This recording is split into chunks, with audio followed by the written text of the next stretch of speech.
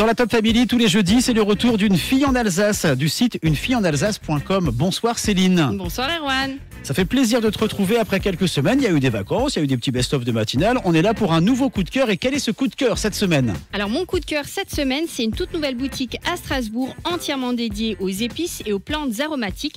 Ça s'appelle les épices de Georges Collin et c'est une histoire comme je les aime beaucoup qui est née en 1966 à Mittelhausen. Alors elle commence comment cette histoire ? Alors Georges récoltait à l'époque des plantes aromatiques et avec son père, ils ont eu l'idée de faire sécher le persil dans le séchoir à houblon de la coopérative locale.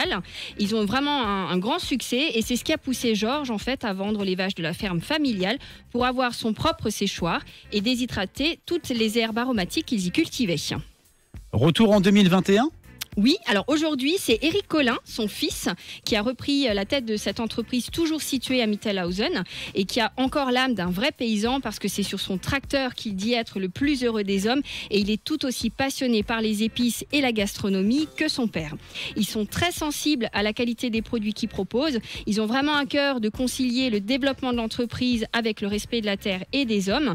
Ils ont leur propre ingénieur agronome qui parcourt le monde entier pour dénicher ces épices et connaître aussi l'histoire des hommes qui la cultivent. Et c'est grâce à cette relation qu'ils n'ont aujourd'hui plus besoin de passer par des intermédiaires. Et c'est ce qui fait que le groupe Collin peut se vanter aujourd'hui d'être vraiment une référence sur le marché européen. Ce sont aussi de grands collectionneurs, il paraît. Tout à fait. Ils ont sans doute la plus grande collection d'épices. C'est vraiment ce qui m'a impressionné le plus. Alors imagine un mur sur 3 étages avec près de 1000 boîtes d'épices du monde entier. C'est juste extraordinaire. Mes narines en ont vraiment pris pour leur grade. Depuis l'an dernier, ils ont envie de partager cette passion directement aussi avec le consommateur. Et c'est comme ça que la boutique Georges Collin et la marque Georges Collin sont nées.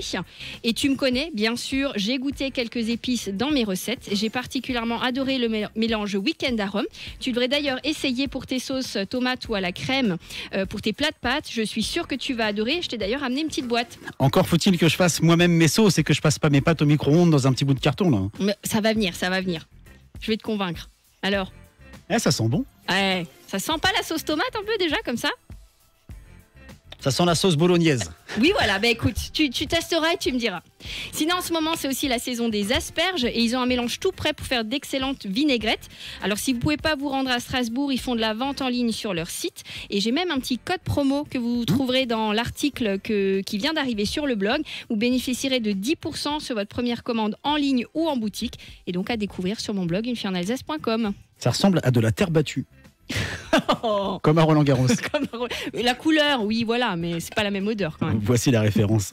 Merci beaucoup Céline, rendez-vous la semaine prochaine pour un nouveau coup de cœur. Et vous retrouvez bien sûr Céline sur tous les réseaux également avec la vidéo de cette chronique. Ce matin.